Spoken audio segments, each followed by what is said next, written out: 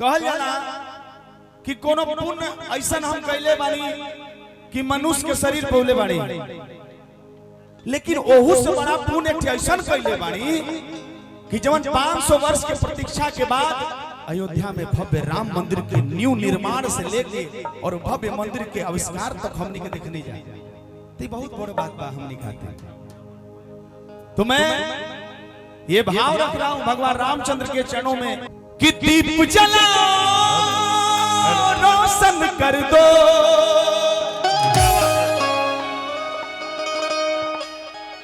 दीप जलाओ रोशन कर दो कि सारा काम नगरिया मेरे राम आए हैं, हो भक्त हनुमान आए कि दीप जलाओ रोशन कर दो,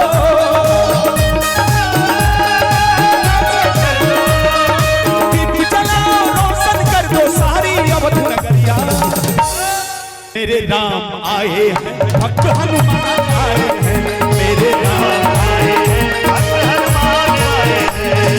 दीप जलाओ रोशन कर दो, दीप जलाओ रोशन कर दो, दीप जलाओ रोशन कर दो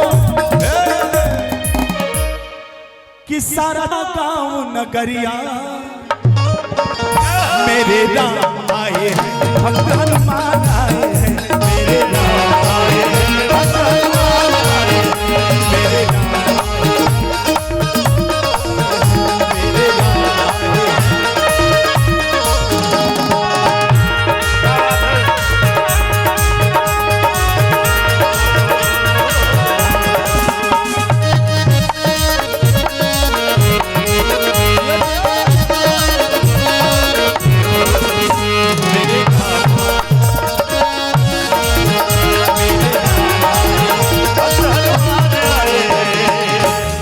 देखिए, जब अयोध्या में 500 साल के प्रतीक्षा खत्म भाई तो बड़ा सुंदर झांकी लगल। केहू रोत रहे, केहू हंसत रहे, केहू मने मन खुश रहे। पल पल जाऊं ऐसी सुंदर सी झांकी है, मन का मनोरथ मेरे कुछ भी न बाकी है। पल पल जाऊं ऐसी सुंदर सी झांकी है, मन का मनोरथ मेरे कुछ भी न बाकी है। कि एक झलक में झीली मैंने, एक झलक में और झीली मैंने सारी बची उमरिया, एक झलक में झीली मैंने सारी बची उमरिया मेरे राम आए, भक्त हनुमान आए, मेरे राम आए, भक्त हनुमान आए, मेरे राम आए, भक्त हनुमान आए, मेरे राम आए, भक्त हनुमान आए।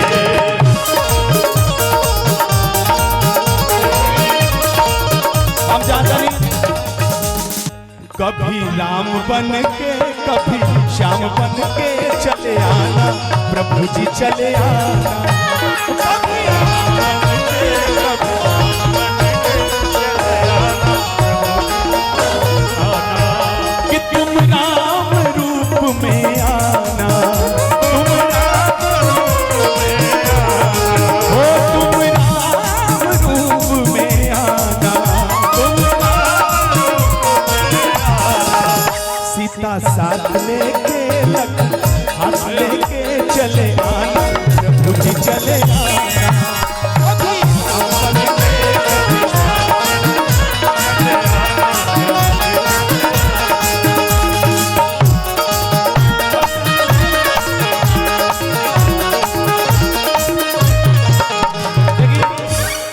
भाव लगता कि छाती चीर के हनुमान ने और दिखा दिए श्री राम, कि छाती चीर के हनुमान अरे दिखा दिए श्री राम, मेरे मन में बसे हैं राम, मेरे मन में बसे हैं राम, मेरे मन में बसे हैं राम, मेरे मन में बसे हैं राम, मेरे मन में बसे हैं राम, मेरे मन में बसे हैं राम। छाती चीर के हनुमान ने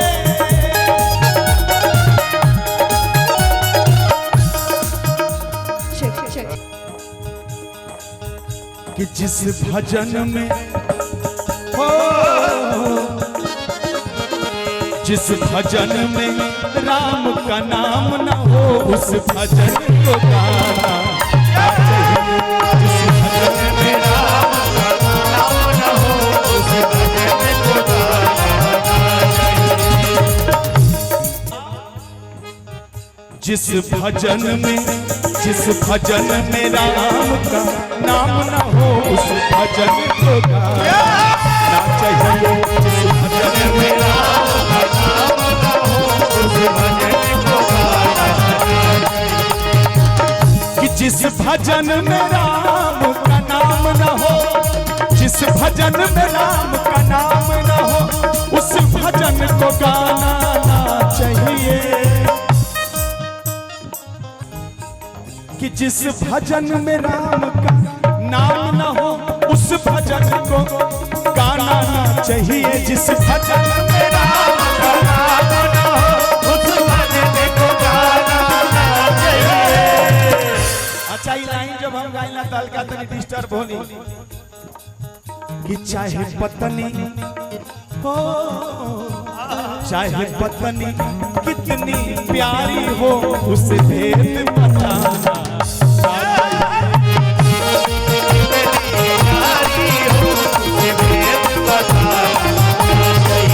जिस भजन में राम का नाम न हो उस भजन को गाना चाहिए।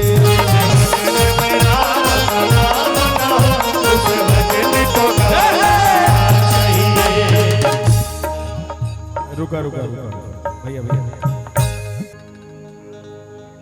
कि हो खता पूजनिया अरे भजनिया के साथ में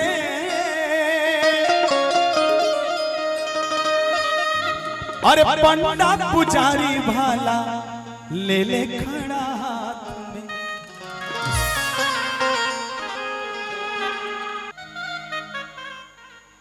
देखिए भाव में नवरात्रि के महीना चैत नवरात्रि चलता, शुभकामना के साथ हिंदू नववर्ष भी बा, लेकिन ये भाव कैसे भैया माइकवा दे दीजिए, साधु को दे दीजिए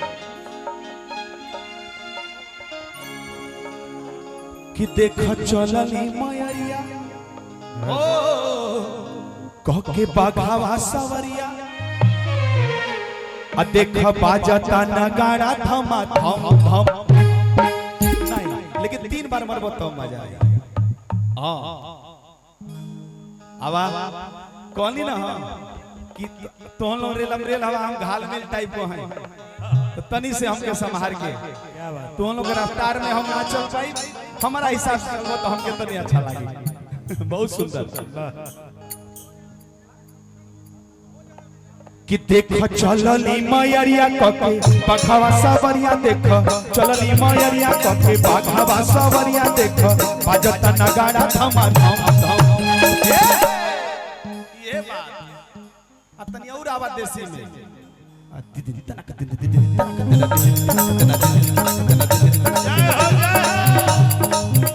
देख चलली मयरिया वो देख चलली मयरिया कके बाघावा सवरिया देख चलली मयरिया कके बाघावा सवरिया देख बाजता नगाड़ा थमा। ओ देख चलली मयरिया कके बाघावा सवरिया देख चलली मयरिया कके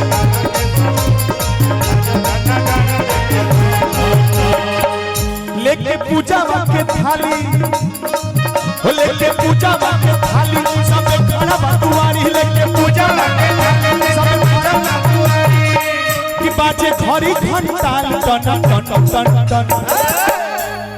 देख चलली मयरिया कके बाघावा सवरिया देख चलली मयरिया कके बाघावा सवरिया देख बाजता नगाड़ा थमा थम। देख चलली